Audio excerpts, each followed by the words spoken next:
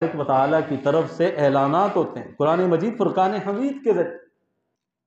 ہم نے قرآن مجید کو صرف رسم کے طور پر رکھا ہوا ہے نا اپنے گھر، جب کبھی ضرورت پڑتی ہے تو بخشوانے کے لیے ہم نے فقط قرآن کو رکھا ہے، یا گھر کے اندر صرف برکت کے لیے ہم نے رکھا ہو۔ کبھی قرآن مجید پڑھنے کی فرصت نہیں ملی، قرآن مجید کو سیکھنے کی ہمیں فرصت نہیں۔ جس طرح کہ 2 دن پہلے رات کو درس حدیث میں نے اس بات کا ذکر کیا تھا کہ قرآن مجید فرقان حمید اللہ تعالیٰ کا کلام۔ کیا مطلب؟ کہ اللہ تعالیٰ اپنے بندوں سے بات کرتا ہے قرآن کے ذریعے۔ کوئی آدمی یہ چاہتا ہے کہ رب اس سے باتیں کرے تو اس کو چاہیے قرآن پڑھے، تو قرآن کی جتنی بھی آیات پڑھے گا رب کی باتیں اس کے سامنے آئیں گی کہ میرا رب یہ چاہتا ہے، میرے رب نے مجھے یہ حکم دیا، میرے رب نے مجھے اس چیز سے منع کیا ہے، میرے رب نے اس کے اندر اجر و ثواب کا وعدہ فرمایا ہے، بخشش کا وعدہ فرمایا ہے، توبے کا یہ طریقہ ہے، خرچ کرنے کا یہ طریقہ ہے، اللہ کے راستے میں نکل کر جہاد کرنے کا یہ طریقہ ہے، انفاق فی سبیل اللہ کا یہ طریقہ ہے، روزے رکھنے کا یہ انداز ہے۔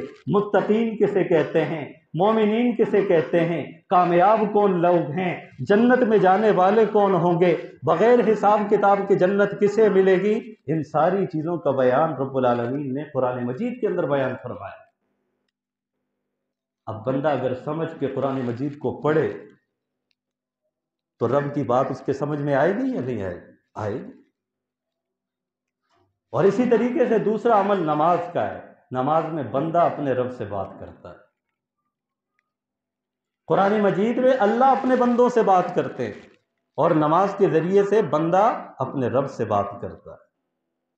لیکن ہمارا المیہ کیا ہے؟ افسوس صد افسوس کہ رب ہم سے بات کرتا ہے یا ہم رب سے بات کرتے ہیں، ہمیں پتہ بھی نہیں ہوتا کہ رب ہم سے کیا بات کر رہا ہے، اور یہ بھی پتہ نہیں ہے کہ ہم رب سے کیا بات کر رہے ہیں۔ اس لیے قرآن مجید کے ساتھ اپنا تعلق جوڑے۔ قرآن مجید میں اللہ تعالیٰ ہم سے جو باتیں فرماتے ہیں کرتے ہیں تاکہ ہمیں اس کا علم ہو جائے تو اپنی زندگی ہم سنوارنے والے بن جائیں، تو پھر انشاءاللہ قدم قدم پر نیکیاں ملیں گی، قدم قدم پر نیکیاں ملیں گی۔ جس طرح روایت کے اندر آتا ہے نا، عام طور پر آپ سنتے بھی رہتے ہیں کہ ایک لفظ الف لام میم پر 30 نیکیاں ملتی ہیں۔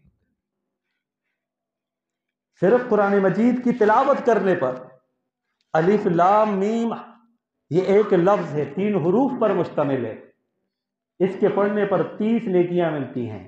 تو کوئی آدمی اگر ایک آیت کی تلاوت کرے، ایک سپارے کی کرے، ایک بڑی سورت کی تلاوت کرے تو اس کو کتنا اجر و ثواب ملے گا۔ اجر و ثواب حاصل کرنا بڑا آسان ہے، لیکن افسوس ہمیں فرصت نہیں، دنیا کے کاموں میں مگن، دنیا کے کاموں میں مصروف، پتہ نہیں کب زندگی کی شام ہو جائے، کب زندگی کا سورج ڈھل جائے، یہ تو کسی کو نہیں پتا نا۔